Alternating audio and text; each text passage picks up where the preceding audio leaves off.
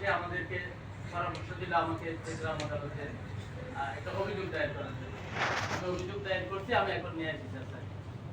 তোমার কি আর কোনো কিছু বলার আছে? আমার আচ্ছা ঠিক আছে বসো। নাদা রশিক স্যার ওই নাদা ভাইকে একটু আসতে বলেন আমাকে এখন বক্তব্য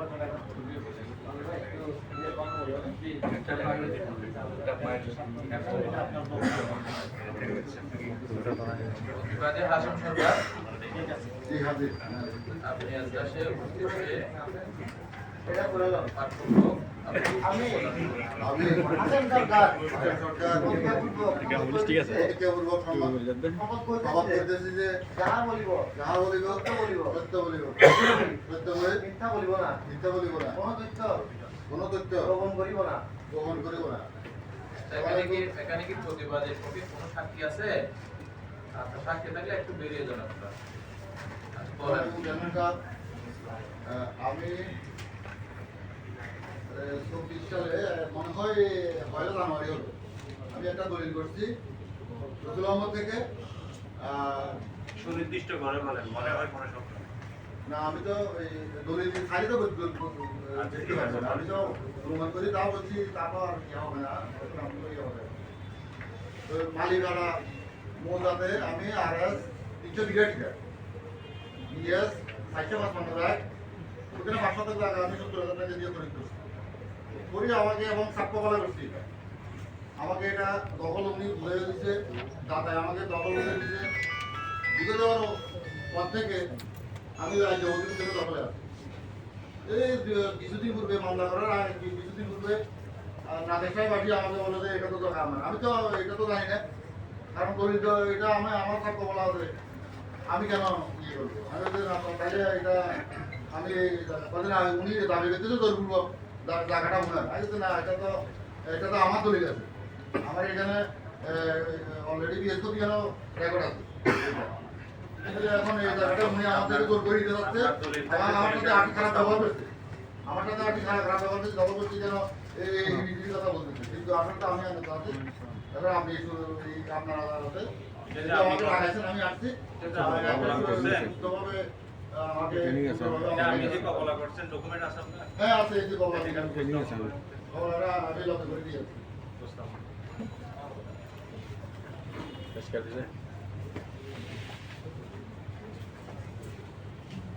চেয়ারম্যান সাহেব, আমারও একটা কথা আছে, আমারও দলিল আছে। আমার দলিল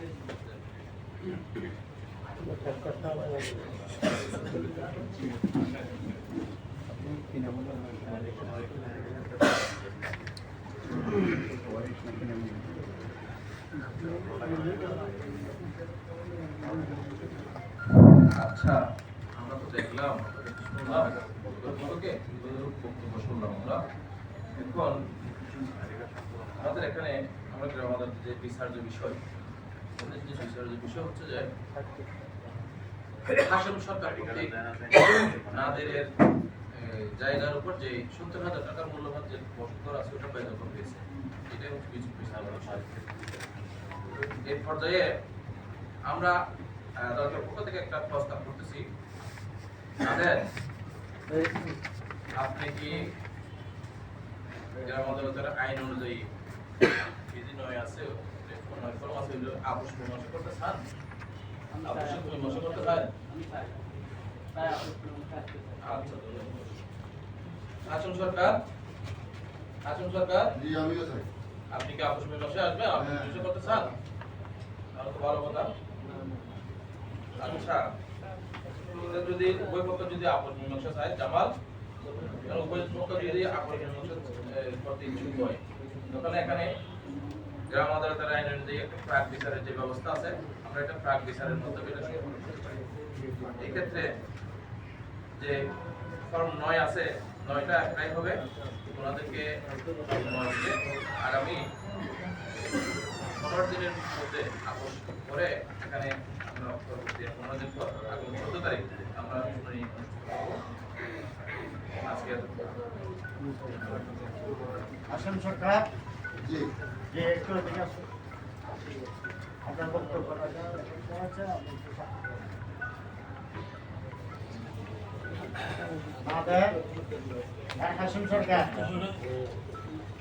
সরকার একটু ভাই এই আপোষ নামারে ফর্মটা আছে আপনারা দুইজন পরবর্তী আমাদের 15/14/2/2023 তারিখে আপনারা দুইজনের মধ্যে যে আপোষ করার জন্য চেয়ারম্যান সাহেব বলছেন ওইটা শেষ করে আমাদের এখানে সত্যি দিয়ে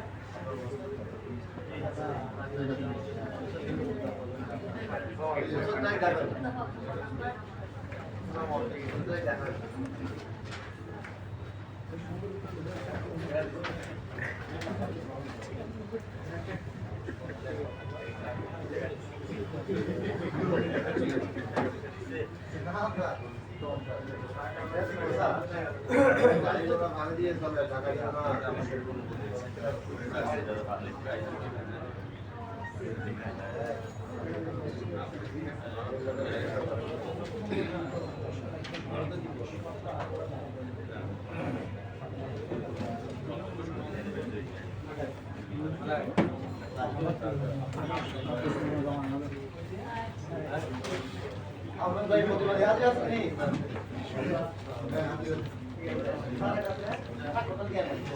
বসেন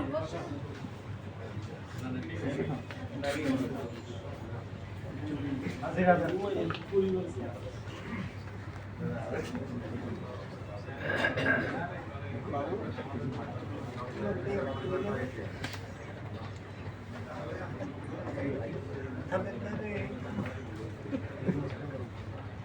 দেখি আপনারা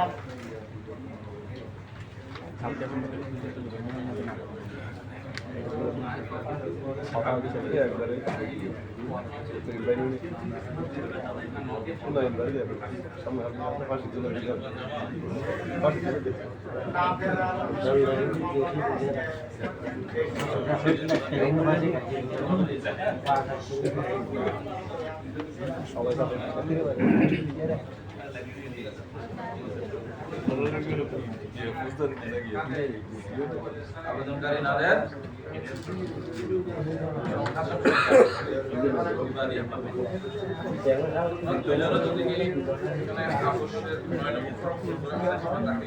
আমাদের করবেন না দর্শক হিসেবে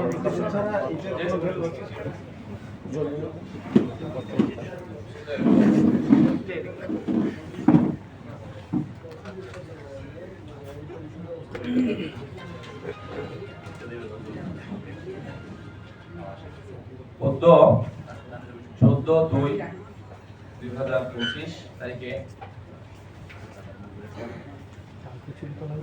অত্র ইউনিয়নের 5 নং ওয়ার্ডের বাড়িপাড়া নিবাসী নাদের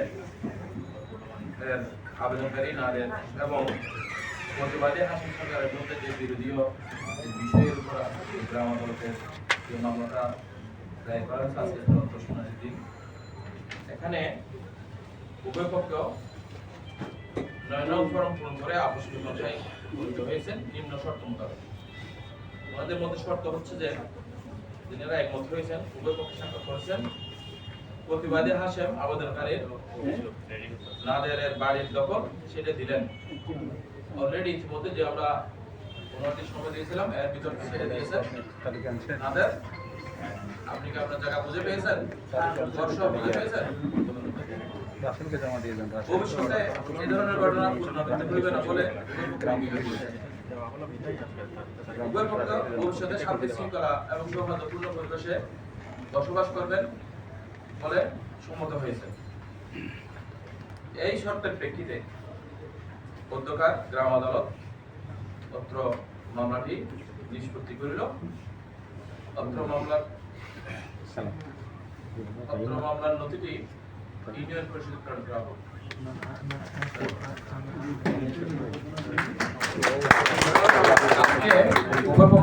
আজকে আমরা 14 ফেব্রুয়ারি যেহেতু রাখছি আজকে একটা ভালোবাসা দিবস হিসেবে যেহেতু 14 ফেব্রুয়ারি আমরা চাচ্ছি যে যেহেতু প্রতিবেশী নাদের এবং হাসিম সরকার একটু কোলাকুলি করে আমাদেরকে সবাইকে একটু কোলাকুলি করে আমাদেরকে দেখা দিবে ভালোবাসা আগামী